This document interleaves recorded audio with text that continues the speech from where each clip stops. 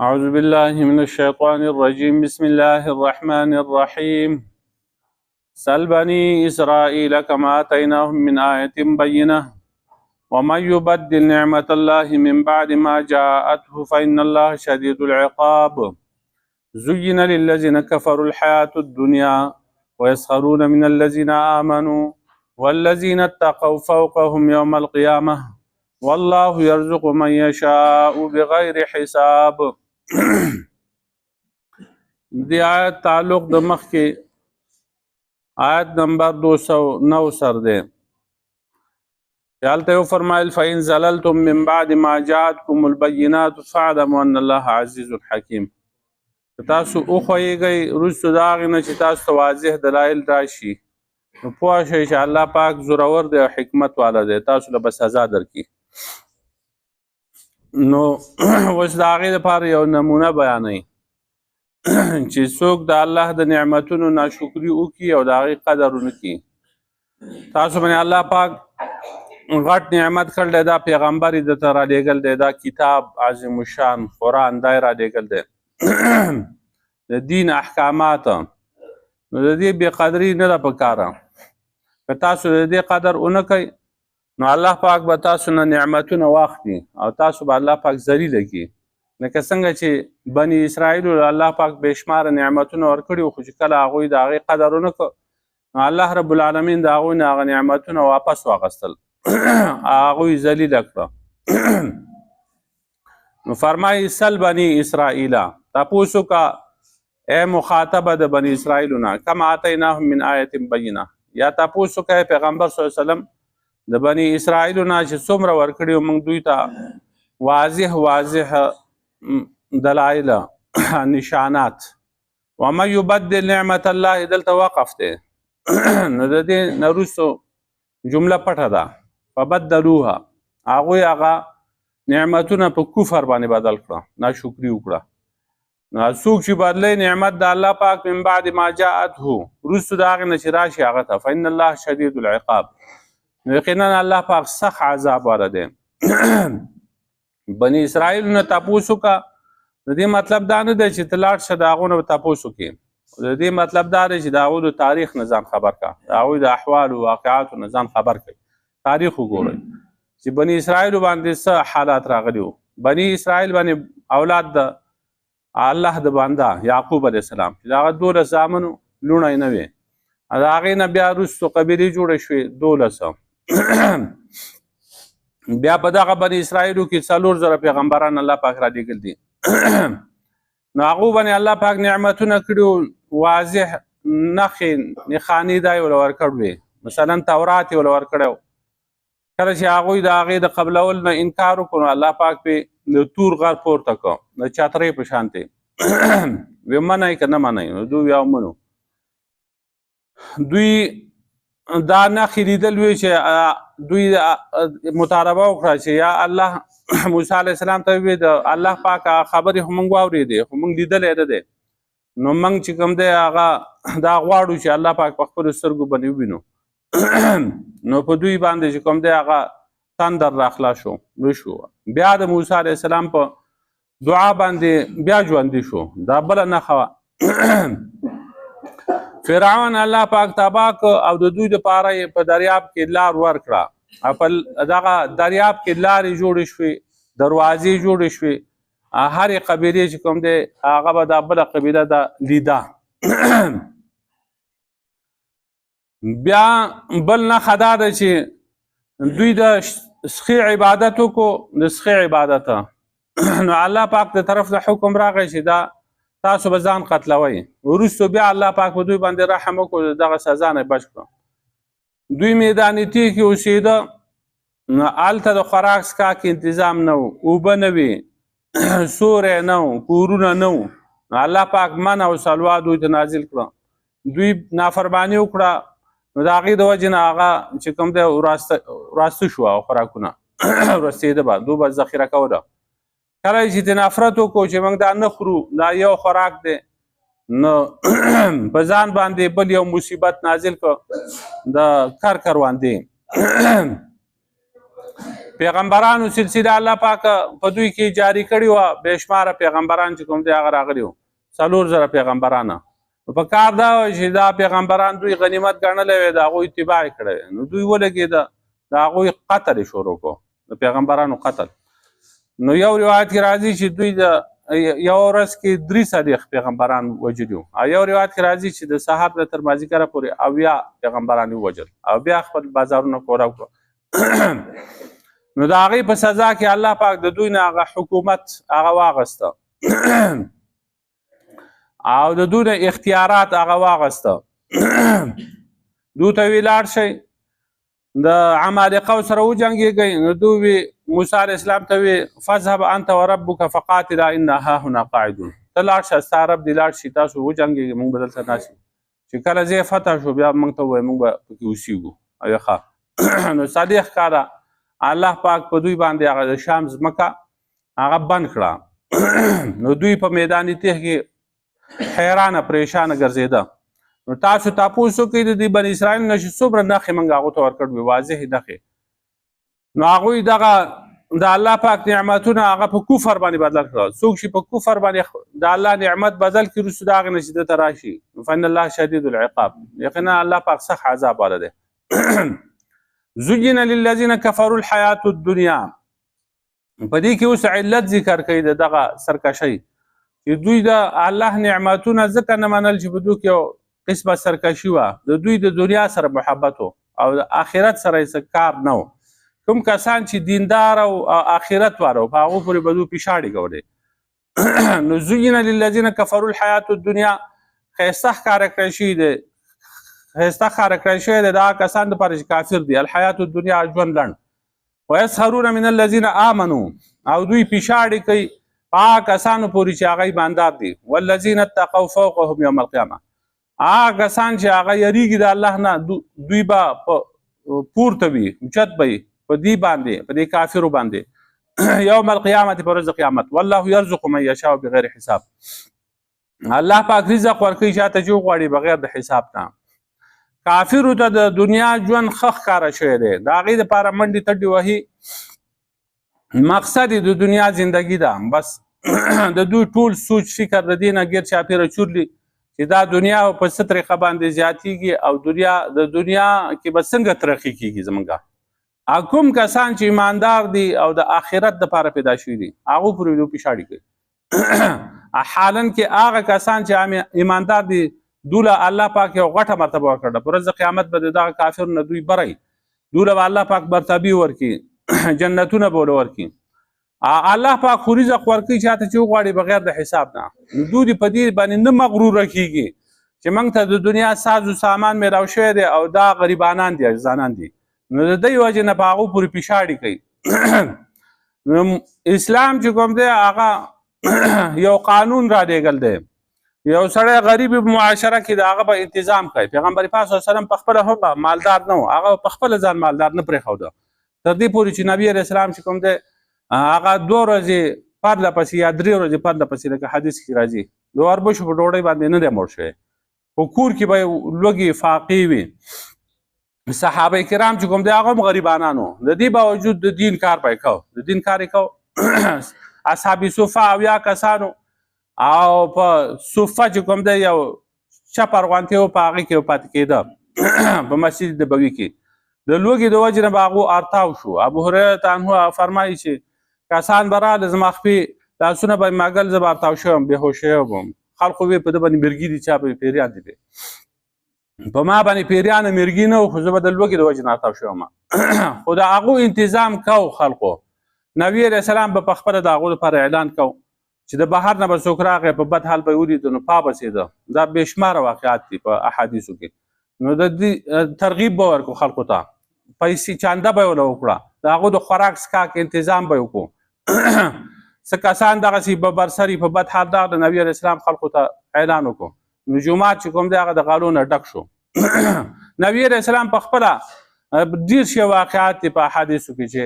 کله به پۍ چا راولېږل په هغې به یې ګزاره وکړه یو ورځ راغی تپوس یې وکړو عایشې رضی عنها نه چې کور کې څه شته هغې ویې څه نشتې وی جو هغه روان شو نبی علیه السلام روان شو چې نشتی جو نو خوراک څه نشته. نو بیا ورته هغې آواز وکړو، وی بریره رضی الله تعالی عنها د هغې وینځه وه، هغه بیا آزاده کړ وه. وی هغې څه دغه رالیږل دي څه غوښه، خو هغې د چا په صدقه کې ورکړل ده. نو نبي علیه السلام به لها صدقتون ولنا هدیتون، د هغې دپاره صدقه شو، زموږ دپاره هدیه ده. ویې خوړه، راغې واپس هغه خوراک یې وخوړه. داسې بېشماره واقعات هغه شته. نو غریبوالی او مالداروالی د حقانیت دلیل خو نه چې سړی مالداره جو دی په حقه یو یو سړی غریبه جو دی به چې کوم دی هغه په باطله باندې که دغسې شي نو بیا قارون چې کوم دی هغه جو غټ حق پرست و، هغه په حق و. نبي علیه السلام او صحابه کرام هغه جو په باطله و، نعوذ بالله منها. دغسې نه ده. نو پیشاړي په هغو پورې نه دي پکار، د هغوی انتظام پکار دی. د غریبانانو په معاشره کې نبي علیه السلام به د هغوی انتظام کوو. عمر رضی الله عنه وایي که د دجلې په غاړه باندې یو سپی هغه د لوږې نه او د تندې نه مړ شي نو زما نه به تپوس کېږي، پخپله به یې په خپلو اوږو باندې راشن راواغسته او رساو به یې کور ته. او بیا هغه یو واقعه خو ډېره مشهوره ده چې هغه یو بیبي چې کوم ده هغه خپل ماشومان یې غولوله او اوده کولې. عمر رضی الله عنه په هغه لارې باندې لاړ تپوس یې وکړو، بیا لاړ په خپلو اوږو باندې راشن راوړه هغو ته حواله کړم. نو دا انتظام به کوي. نو پیشاړي کول په هغو پورې سپکې سپورې او یا الزامات لګول دا خو د کافرو کار دی، د مسلمانانو کار نه دی. دا وایي د خدای وږي دي خدای به یې مړوي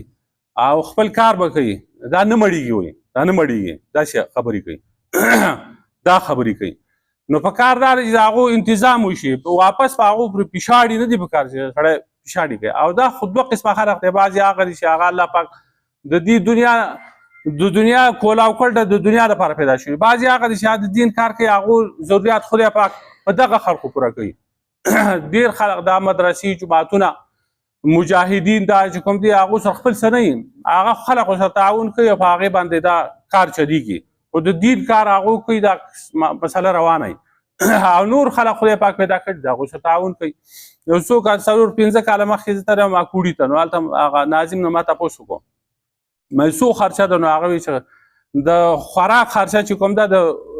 انګوري او د ډوډۍ د ورځې 1,70,000 روپۍ دي، دا صرف د انګوري او د ډوډۍ، نوره خرچه نه، بیلونه او دا هغه بیا نور دي یا نورې خرچې چې دي دا خدای پاک پوره کوي، الله پاک د هغې انتظام کوي. والله یرزق من یشاء بغیر حساب، الله پاک رزق ورکوي چاته چې وغواړي بې حسابه. علي رضی الله عنه فرمایي چې کوم سړی مسلمان سړي یا ښځې پورې هغه پیشاړي کوي د فقر او د فاقې د وجې نه، د غربت د وجې نه، هغه حقیر او سپک ګڼي، نو په ورځ د قیامت به الله پاک د اولینو آخرینو په مخ کې هغه راوغواړي، ذلیله رسوا به یې کړي.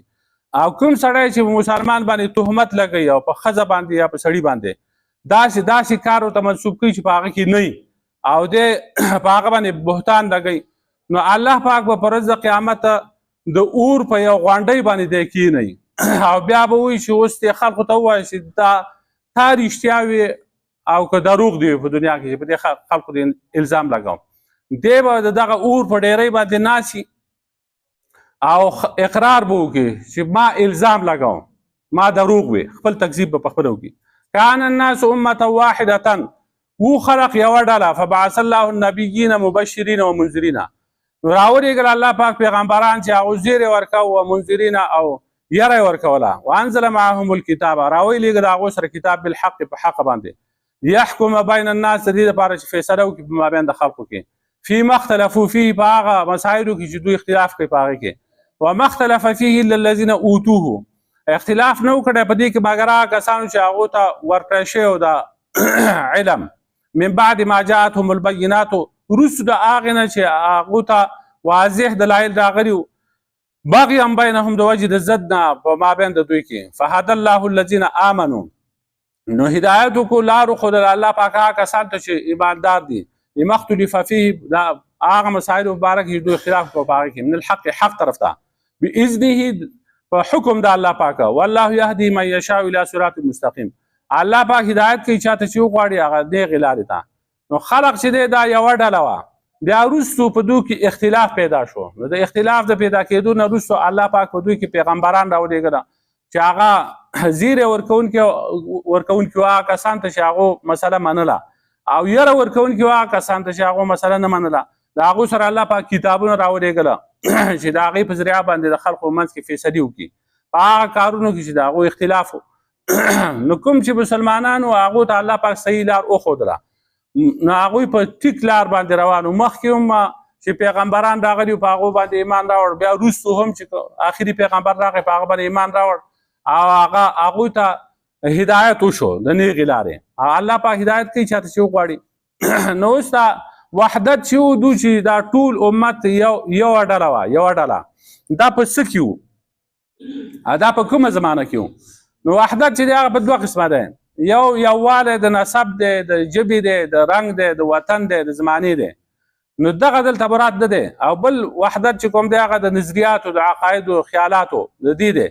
نو خلق ټول خلق چې و دا یوه ډله وه په نظریاتو کې، په عقایدو او په خیالاتو کې، یعنی ټول په دین اسلام باندې په عقیده د توحید باندې هغه ټینګ ولاړو. نو وروستو په هغو کې اختلاف شروع شو. نو بیا الله پاک پیغمبران راولېږه د هغو د هدایت لپاره. نو دا وحدت چې کوم دی او اختلاف دا په عقیده د توحید او ایمان کې دی. او دویم هغه ډله چې هغو کې اختلاف بیا وروستو راغی نو په کفر او په ضلالت باندې چې کوم دی هغو متحد شو. نو دوه ډلې ترې جوړې شوې. په دې باندې دلیل دا دی چې وروستو بیا الله پاک فرمایي وما كان الناس الا امه واحده فاختلفوا. نو دا خلق مگر یوه ډله وه دوی اختلاف وکړو. ولولا کلمة سبقت من ربک، او که نه وی حکم چې هغه مخکې تل دی ستا د رب د طرف نه لقضیه بینهم، نو خامخا فیصله به شوې وه د دوی په منځ کې فیما فیه یختلفون، په باره د هغه څه کې دوی اختلاف کړی. بل آیت کې راځي ان هذه امتکم امه واحده، دا یوه ډله وه. ان هذه امتکم یقینا دا ستاسو ډله چې ده دا یوه ډله ده. بل ځای راځي وان هذه امتکم امه واحده وانا ربکم فاتقون، یقینا دا یو ستاسو یو ډله ده، یوه ډله، او زه ستاسو رب یم زما نه ویرېږئ. نو بعضې علما وایي چې دا کومه زمانه کې د دو وحدتو، نو ابی ابن کعب ابن زید دو وایي چې دا واقعه د ازل ده چې کله الله پاک دا روحونه پیدا کړه د آدم علیه السلام په شا کې او بیا د دوی نه اقرار واخیسته چې الستو بربکم، آیا زه ستاسو رب نه یم؟ نو قالو بلا. نو دوی ټول وویل چې ته زموږ رب یې، ټول وویل. نو په عالم زر کې چې دا ټول انسانان د آدم علیه السلام په شا کې د سرو بیګو په شکل کې موجود وو، د هغو نه دا اقرار اخیستی شوی دی چې ته الله پاک ورته وفرمایل چې زه ستاسو رب نه یم. نو هغوی قالو بلا، ولې نه، ته زموږ رب یې. نو ټوله یوه ډله وه. وروستو چې دنیا ته راغلو نو په هغې کې اختلاف راغی د نظریاتو. نو خدای پاک بیا په موقع چې کوم دی هغه بیا پیغمبران راولېږل د هغو د هدایت لپاره. یو دا دی. دویم تفسیر پکې دا دی، عبدالله بن عباس رضی الله عنه فرمایي چې دا هغه زمانه وه چې آدم علیه السلام او د هغه د بیبي نه اولاد پیدا شو، هغه خواره شو. نو دا ټول خلق چې کوم دی په یوه عقیده باندې وو، ټول په عقیده د توحید باندې وو او ټول نیکوکار وو. عقیده د ټولو صحیح وه او په اعمالو کې په څه غلطي راغلي به په عقیده د شرک او د کفر په چا کې نه وه. لکه قابیل چې کوم دی هغه د آدم علیه السلام زوی هغه قتل کړی او خپل ورور حابیل یې وجلی خو عقیده یې صحیح وه. نو دغسې مسند بزار کې حدیث هم دی چې آدم علیه السلام نه راواخله تر ادریس علیه السلام پورې دا امت چې کوم دی دا په یو عقیده باندې و. نو دې منځ کې چې کوم دی هغه زر کاله دی وایي، زر کاله د آدم علیه السلام د ادریس علیه السلام په منځ کې زر کاله. نو زر کاله دا په یو امت باندې. دریم قول پکې دا دی چې دا د نوح علیه السلام د زمانې پورې دا ټول خلق په یو عقیده باندې و. نوح علیه السلام پورې ټول موحدینو په عقیده توحید باندې کلک ولاړو.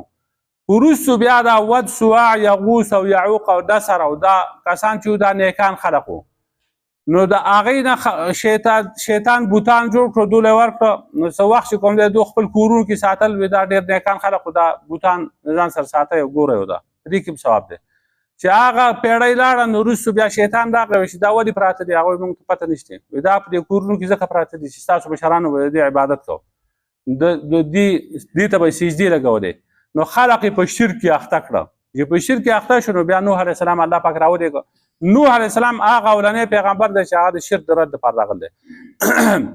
نو دا دغه زمانه ده. نو د هغې نه وروستو اختلاف راغی په عقایدو او نظریاتو کې. نو څوک مسلمانه څوک کافر فمنکم مؤمن فمنکم کافر ومنکم مؤمن پس بعضې په تاسو کې مؤمنان دي بعضې په تاسو کې کافر دي نو فبعث الله النبیین نو وروستو الله پاک پیغمبران راولېږل چې هغو زیری ورکوه منونکو ته او یره یې ورکوله هغه کسان ته چې هغو نه منله مثلا وانزل معهم الکتاب بالحق او د هغو سره کتاب راولېږه په حق باندې د دې لپاره چې فیصله وکړي په مابین د خلقو کې په هغه اختلافي مسایلو کې چې په دوی کې مشهور شي نو د هغې په باره کې چې کوم دی هغه اختلافي مسایلو کې به ورته حق لار ښودله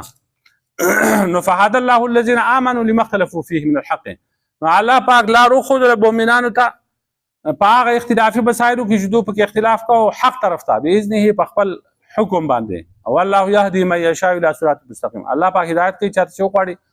صراط مستقیم دغې لارې ته سل بني اسرائیل تپوس وکړه د بني اسرائیل نه کما اتیناهم من آیة بینه څومره ورکړي موږ هغو ته واضحه نشانات ومن یبدل نعمت الله څوک چې بدل کړي نعمت د الله پاک من بعد ما جاءته وروستو د هغې نه چې راشي ده ته فإن الله شدید العقاب یقینا الله پاک سخت عذاب والا دی زین للذین کفروا الحیات الدنیا ښایسته ښکاره شوی دی هغه کسان ته چې کافر دي هغه ژوند لنډ ویسخرون من الذین آمنوا او پیشاړي کوي په مؤمنانو پورې والذین اتقوا فوقهم یوم القیامت هغه کسان چې تقوادار دي دوی به لپاسوي د دوی نه پر ورځ د قیامت والله یرزق من یشاء بغیر حساب الله پاک رزق ورکوي چاته چې وغواړي بغیر د حساب ده کان الناس امة واحدة وخلق یوه ډله فبعث الله النبیین مبشرین نو راولېږل الله پاک پیغمبران زیری ورکوونکي او یره ورکوونکي وانزل معهم الکتاب او نازل یې کړه د هغو سره کتاب بالحق په حق باندې یحکم بین الناس د دې دپاره چې فیصله وکړي مابین د خلقو کې فیما اختلفو فیه په هغه څه کې چې دوی اختلاف کوي په هغې کې وما اختلف فیه للذین اوتوه